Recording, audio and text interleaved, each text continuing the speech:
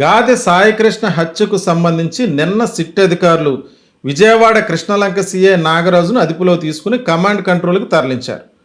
అక్కడ నిన్నంతా కూడా ఒక 8 గంటల పాటు ఆయన విచారించినటువంటి సిట్ అధికారులు ఆయన దగ్గర నుంచి ఏ రకమైనటువంటి సమాధానం కూడా రాపట్టలేకపోయారు అన్నట్టుగా వార్తలు వస్తున్నాయి. అంటే సిట్ చీఫ్ రవిప్రకాష్ ఆధ్వర్యంలో జరిగినటువంటి విచారణలో 2 విడతలుగా నాగరాజును విచారించడం జరిగింది. అయితే ఏ ప్రశ్న అడిగినా సరే ఆయన మౌనంగానే ఉన్నారు, సరైన సమాధానం చెప్పట్లేదు అనేటువంటి వార్తలు అయితే వచ్చాయి. అయితే ఈరోజు నాగరాజును విజయవాడ ప్రభుత్వ ఆసుపత్రికి తీసుకువెళ్ళి అక్కడ ఆయనకి వైద్య పరీక్షలు నిర్వహించారు.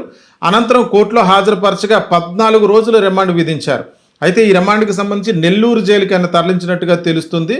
అయితే ఈ పరిణామాల నేపథ్యంలో నిన్న జరిగినటువంటి విచారణ ఏదైతే ఉందో ప్రధానంగా కృష్ణలంక పోలీస్ స్టేషన్కి సంబంధించినటువంటి సీసీటీవీ ఫుటేజ్ను విజయవాడ ఏజేఎంఎఫ్సి కోర్టు అయితే జూన్ 1వ తారీఖు నుంచి మే 1వ తారీఖు నుంచి జూన్ నెల వరకు ఉన్నటువంటి సీసీటీవీ ఫుటేజ్ను భద్రపరచాలని చెప్పి ఆ కోర్టు ఆదేశాలు ఇచ్చినటువంటి క్రమంలో ఇప్పుడు ఆ సీసీటీవీ ఫుటేజ్ అంతా మాయమైపోయింది. అంటే ఉద్దేశపూర్వకంగానే సీసీటీవీ ఫుటేజ్లో ఉన్నటువంటి డేటానంతా కూడా అరెస్ట్ చేశాడు. ఇదంతా కూడా సిఐ నాగరాజు పకడ్బందీగా తన నేరాన్ని బయటపడకుండా ఉండేటువంటి ఆలోచనలో పూర్తి ఆధారాలు మాయం చేసే పనిలో ఆయనే ఈ రకమైనటువంటి చర్యలకు పాల్పడ్డన్నట్టుగా సిట్ అయితే ప్రాథమిక విచారణలో తేల్చింది. దీనికి సంబంధించి ఓన్లీ మే నెలకు సంబంధించినటువంటి సీసీటీవీ ఫుటేజ్ కాదు, ఏడాది పాటు ఉన్నటువంటి సీసీటీవీ ఫుటేజ్ను మొత్తం నాగరాజు అరెస్ట్ చేశారు. అక్కడ ఉన్నటువంటి టెక్నీషియన్ తీసుకువచ్చి మొత్తం డేటాను అరెస్ట్ చేసినట్టుగా తెలుస్తుంది. అదేవిధంగా కృష్ణలంక పోలీస్ స్టేషన్ నుంచి ఏదైతే సర్టిఫికేట్ ఇష్యూ చేసి 2 అనాథ శవాలకు సంబంధించి స్వర్గపురి శ్మశాన వాటికి సర్టిఫికేట్ ఇష్యూ చేశారో ఆ 2 శవాలకు సంబంధించినటువంటి డేటాలో కూడా సాయి కృష్ణ యొక్క పేరు కానీ అతని వయసు కానీ నమోదు అవ్వకుండా అక్కడ ఉన్నటువంటి రికార్డుల్లో జాగ్రత్త పడినట్టుగా తెలుస్తుంది. ఈ శవాన్ని తరలించేటువంటి క్రమంలో అక్కడ ఉన్నటువంటి సీసీటీవీ ఫుటేజ్లు కూడా మాయం చేసినట్టుగా వార్తలు వస్తున్నాయి. అంటే ప్రధానంగా మొన్న జడా శ్రవణ్ కుమార్ ఆరోపించినట్టుగా హోటల్ రూమ్లో పెట్టి అతన్ని హింసించారు అన్నటువంటి సీసీటీవీ ఫుటేజ్ను కూడా సిట్ అధికారులు పర్యవేక్షించగా అది కూడా హోటల్ రూమ్కి సంబంధించినటువంటి సీసీటీవీ ఫుటేజ్ కూడా ఎరేజ్ అయినట్టుగా తెలుస్తుంది. అంటే ఉద్దేశపూర్వకంగానే ఈ కేసులో ఉన్నటువంటి ఆధారాలన్నీ కూడా మాయం చేసే ప్రక్రియలో భాగంగానే మొత్తం సిఐ నాగరాజు పకడ్బందీగా ఎక్కడా ఎటువంటి ఆధారం దొరకకుండా జాగ్రత్త పడ్డారు. అయితే ఈ సీసీటీవీ ఫుటేజ్లు మాయం చేయడం వెనకాల ప్రధానమైనటువంటి హస్తం నాగరాజుదే ఉందని తెలుసుకున్న సిట్ అధికారులు అయితే ప్రాథమిక విచారణకు వచ్చారు.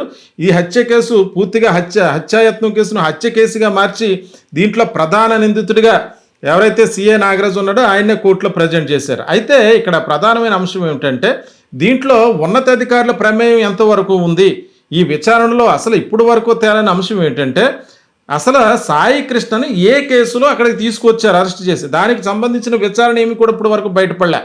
అసలు ఏ కేసులో తీసుకొచ్చారు, ఇందులో టాస్క్ ఫోర్స్ అధికారుల యొక్క పాత్ర ఎంతవరకు ఉంది. అయితే టాస్క్ ఫోర్స్ ఏసీపీ లతా కుమార్ని ఇన్వెస్టిగేషన్ చేసిన ఆమె కూడా క్వశ్చన్స్ అడిగిన పర్యంతులు కన్నీటి పర్యంతమైంది. ఆమె కూడా ఏదో ఆమె యొక్క వాంగ్మూలం ఇచ్చి ఆమె వెళ్ళిపోయారు అన్నటువంటి నేపథ్యంలో అంటే నాగరాజుతో పాటు ఇంకా ఎవరెవరు ఉన్నారు వీటన్నిటిపై కూడా పూర్తిగా విచారణ చేసే పనిలో సిట్ అధికారులు ఉన్నారు.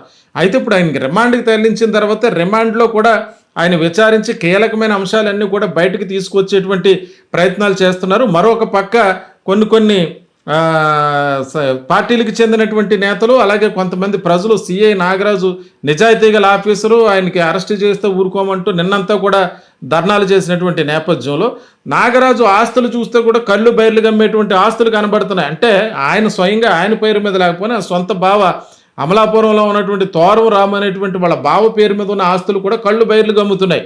అంటే వీటన్నిటి వెనకాల కూడా సిఐ నాగరాజు నిజాయితీ ముసుగులో ఎన్ని సెటిల్మెంట్లు చేశాడు, ఆయనతో పాటు ఉన్నటువంటి సెటిల్మెంట్ దందాపై కూడా పలు విమర్శలు వస్తున్నటువంటి నేపథ్యంలో ప్రధానంగా ఇప్పుడు సిఐ నాగరాజు సాయి కృష్ణని ఏ కేసులో ఆయన అరెస్ట్ చేశారు అంటే టాస్క్ ఫోర్స్ ఆఫీసర్లు తీసుకొచ్చి మేము కృష్ణలంక సిఐ నాగరాజుకి అప్పచెప్పాం తప్ప మా ప్రమేయం ఏమీ లేదన్నట్టుగా వాళ్ళు ఇచ్చినటువంటి వాంగ్మూలం చూస్తుంటే మరోవైపు విజయలక్ష్మి ఎవరైతే సాయి కృష్ణ తల్లి విజయలక్ష్మి ఉన్నామో ఆమె స్వయంగా నాగరాజు తన ఎదురుగానే తన కొడుకును కొట్టాడంటూ వాంగ్మూలం ఇచ్చింది. ఆమె యొక్క ఫిర్యాదును ఆధారంగా చేసుకుని ప్రధానంగా నాగరాజుపై కేసు నమోదు చేయడం జరిగింది. అంటే ఇందులో పూర్తిగా నాగరాజు మీద కేసు అంతా బేస్ అయిందని చెప్పుకోవచ్చు.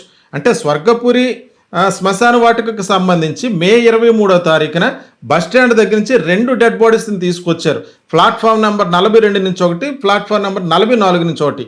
ఈ 2 డెడ్ బాడీలతో పాటు మిగిలిన ఇంకొక 5 డెడ్ బాడీలు, వీటన్నిటికీ కూడా ఒకేసారి దహన సంస్కారాలు నిర్వహించినట్టు తెలుస్తున్నా ఈ ఏజ్ రేషియో చూస్తుంటే, అంటే తీసుకొచ్చినటువంటి డెడ్ బాడీల యొక్క ఏజ్ చూస్తుంటే ఆ డెడ్ బాడీల యొక్క ప్రతి ఏజ్ కూడా 50 నుంచి 57 సంవత్సరాలు ఉన్నట్టుగానే రిజిస్టర్లో నమోదు చేశారు.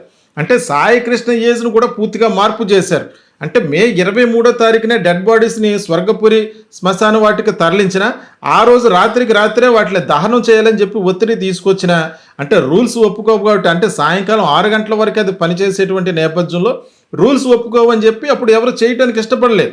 అయితే మరుసటి రోజు మే 24వ తారీఖున ఈ డెడ్ బాడీస్కి సంబంధించిందంతా కూడా రికార్డులో అక్కడ ఉన్నటువంటి రిజిస్టర్లో రికార్డ్ చేయడం జరిగింది. అందులో సాయి కృష్ణకి సంబంధించినటువంటి ఏ ఆధారం కూడా కనిపించట్లేదు. అంటే పూర్తిగా ఇది ఒక మిస్సింగ్ కేసుగా చేసి, అంటే నాగరాజు అతను చంపాడు అన్నటువంటి ఏ ఆధారాలు దొరకకుండా పూర్తిగా అక్కడ ఉన్నటువంటి డెడ్ బాడీని పూర్తిగా బర్న్ చేసేసి అస్థికలు కూడా దొరకకుండా, డిఎన్ఏ ఆధారం కూడా దొరకకుండా చేశారంటే ఇది ఎంతో పకడ్బందీగా చేసినటువంటిదే. మరో పక్క సిఏ నాగరాజు ఒక కోర్టుకు సంబంధించినటువంటి ఎంప్లాయీ ఇంట్లో ఉన్నారు, ఆయన ఆశ్రయం ఇచ్చారన్నట్టుగా వస్తున్నటువంటి ఈ ఆరోపణల నేపథ్యంలో సిఏ నాగరాజు గారిని గత 4-5 రోజులుగా అరెస్ట్ చేయకపోవటం, ఆయన అంత ధైర్యంగా ఉండటం, మొండిగా కూర్చుని ఉండటం, ఆయన అరెస్ట్ చేయడంలో జరిగినటువంటి ఆ జాప్యం, అంటే సిట్ అధికారుల కంటే ముందు ఇద్దరు అధికారులని ఈ కేసుపై నియమించడం జరిగింది. అంటే రాజమండ్రికి సంబంధించినటువంటి ఎస్పీ నరసింహ కిషోర్ను ఒక ఆఫీసర్గా, తర్వాత దిశ ఏసీపీగా ఉన్నటువంటి దైవ ప్రసాద్ను ఒక ఆఫీసర్గా నియమించిన ఏ ఆధారాలు లభ్యం కాకపోవడం, ఇందులో ఉన్నతాధికారుల యొక్క ప్రమేయం ఎంతవరకు ఉందని చెప్పి సిట్ అధికారులు నియమించడం జరిగింది. ఇది రవిప్రకాష్ ఆధ్వర్యంలో సిట్ చీఫ్ దీన్ని ప్రధానంగా ఇన్వెస్టిగేషన్ చేస్తున్నారు.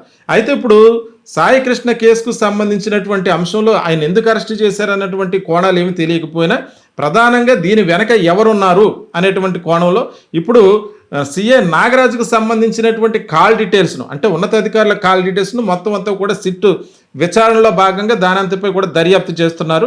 అయితే ఈ కేసుకు సంబంధించి పూర్తిగా నాగరాజే నిందితుడిగా ఉన్నారు. ఇంకెంతమందిని ఈ ఎఫ్ఐఆర్లో చేర్చవలసి ఉంటుంది.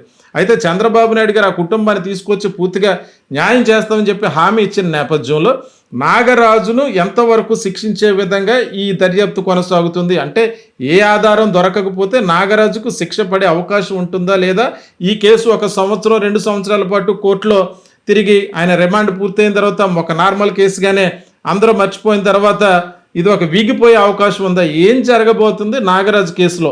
ప్రధానంగా సిట్ అధికారులు దీనికి సంబంధించి ఇంకెంతమందిని ఎఫ్ఐఆర్లో చేర్చబోతున్నారు, ఇవన్నీ కూడా ఇంకా ముందు దర్యాప్తులో తేలాల్సి ఉంది. ఇది ఒక వీగిపోయే అవకాశం ఉందా, ఏం జరగబోతుంది నాగరాజు కేసులో? ప్రధానంగా సిట్ అధికారులు దీనికి సంబంధించి ఇంకెంతమందిని ఎఫ్ఐఆర్లో చేర్చబోతున్నారు, ఇవన్నీ కూడా ఇంకా ముందు దర్యాప్తులో తేలాల్సి ఉంది.